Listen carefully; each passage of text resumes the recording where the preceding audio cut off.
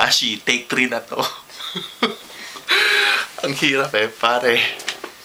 Congratulations sa inyong wedding day ngayon ni Betsy. Pare, sobrang hirap gumawa na itong film na to. Kaya dapat talaga, dapat may prize So, ang hirap talaga gawin take 3 na to. Pare, best wishes. Kasi ang hirap mag-pretend Hindi kasi tayo showbiz So, pare, nag-email ka sa amin. So, ito lang, wala akong mapapadala sa'yo. Wala man ako regalo sa'yo, pare. Ito na lang, itong video. Sana makita ng lahat dyan. Hi sa mga S-Can, kala JV, kala Jessie, sa lahat ng S-Can, mga friends natin dyan, si Casey, kamusta kayo dyan? Kumakain kayo dyan, pakikain na lang ako. Una, kasi si Ashi ang daming request lahat ng in-itemize na itong taong to Paano kami nagkakilala? Una, si Ashi sa SCA, sa tambayan doon sa SCA. Siya yung pinapanginoon doon sa mga math problems. Sa mga math, si Ashi talaga malalapitan mo. Pero kahit ganyan si Ashi, bilib ako dyan kasi napaka-low profile ng tao na yan. Tsaka, napakabait. Talagang mabilis mo ma-approach.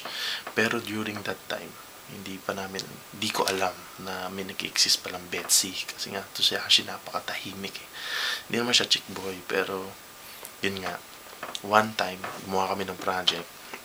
Nagstay ako sa kanila for 1 week.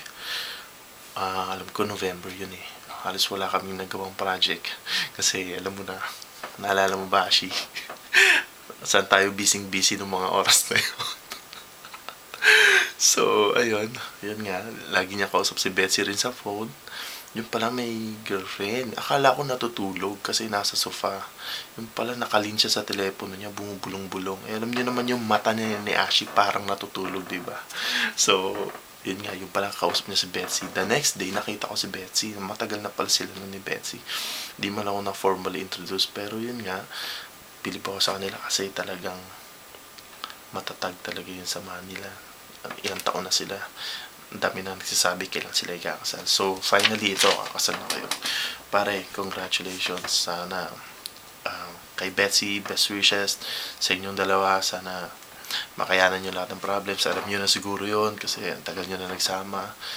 Yung adjustment siguro, halos hindi nyo na mararamdaman yon. Yun lang, sana, baby to come soon. Sana, tulad ko, misis ko, mga anak na, siya yung nag-video sa akin ngayon. So, sana makita niyo yung baby rin namin. At sana magkita-kita rin tayo dito o kaya sa Pilipinas sa Mother Day. Na-miss ko na lahat ng S-Can. Hi sa lahat ng S-Can. Kala Pao, kamusta kayo dyan? Sa lahat, ipopost ko na lang to. So, siguro sa Facebook or what. Ashi Bear, love you. Cut.